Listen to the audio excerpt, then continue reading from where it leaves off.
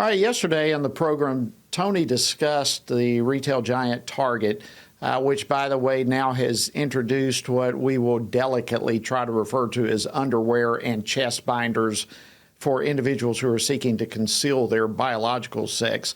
But however you want to describe it, they are now facing a backlash from customers. As a result, Target is now saying that they will remove some of those items from the store. They'll put some other stores will put some stuff in a different location within the store.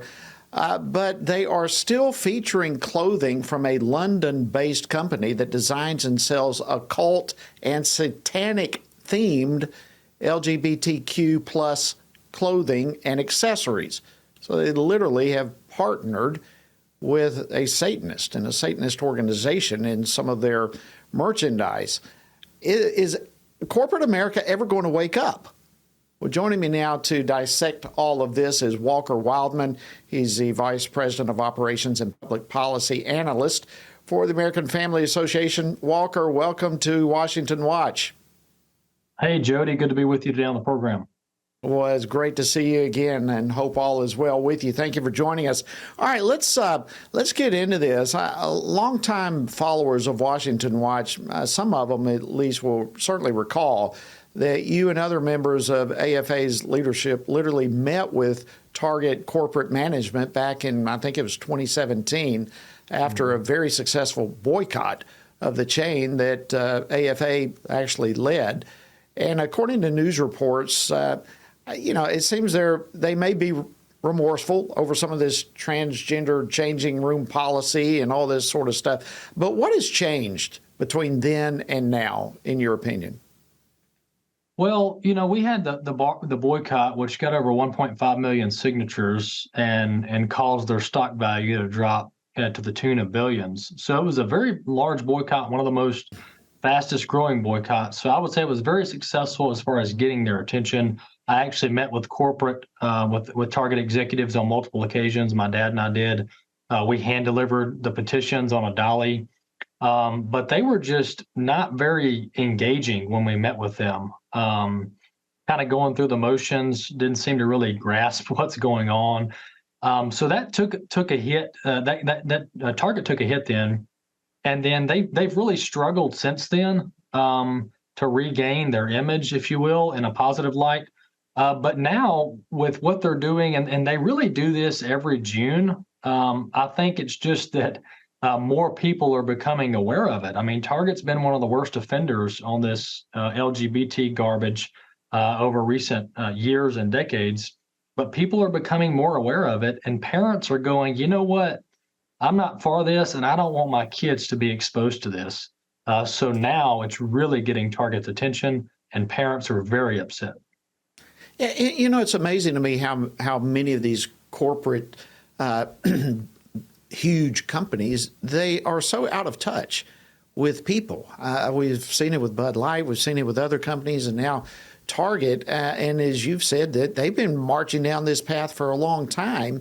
And look, they're trying to at least give the appearance, I'm not convinced that they are, but giving the appearance that they're making some changes, moving some merchandise out of the stores, this, that, and the other. And of course, we don't want violence, but how should concerned Americans push back against these woke companies when they do things like this? Well, you know what, Jody, we've got to come to the realization that maybe we shouldn't shop everywhere.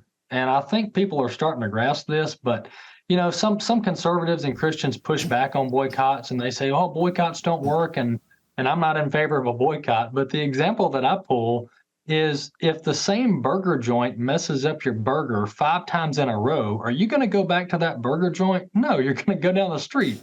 So if we can boycott because they can't get our order right, should we not boycott on larger issues that are of moral significance? So that's my point. My case. That's my case that boycotts are actually usable and effective in certain degrees. But Target is doing this in your face. They're trying to appease the Human Rights Campaign and others. They've been doing this for years now. But we've just got to stop shopping at these places. And you can't boycott everywhere. You can't boycott everything. But we can make decisions, if there's multiple other retailers that aren't doing this garbage, and we can drive a half mile down the road and give them our money, why not do it? So I think that's what we got to do more of, and keep pushing back, as vocal as we can be, so that eventually they're going to have to choose a side. And I think, to your point, that's what's happening here. Bud Light, Target, they're having to choose a side because you can't please both parties. Bud Light's getting blowback from the left, even though they started this promoting left-wing ideology. So the left is very intolerant. They want full sellouts or full people sold into their agenda, and these companies are going to have to remain neutral or pick a side, because you can't do it all. Well, that's a great point. And at the end of the day, it's the bottom line that gets the attention of so many of these different companies. But, look, what you said, I am joining that. I choose where I am going to shop. And this is one now, I've made this decision. In fact, we made this some time back when it comes to Target. But now they are, and not just seeking to promote gender dysphoria. And I mean, we're not talking openly satanic apparel. What does it say about the state of our culture and our society when we are watching big corporations embrace things like transgenderism and Satanism within their own corporations to present that to the public? What is the message that they are communicating? Well, it really shows a message. It sends a message that they're more concerned about pushing ideological agendas than they are providing customer service and products and goods and services.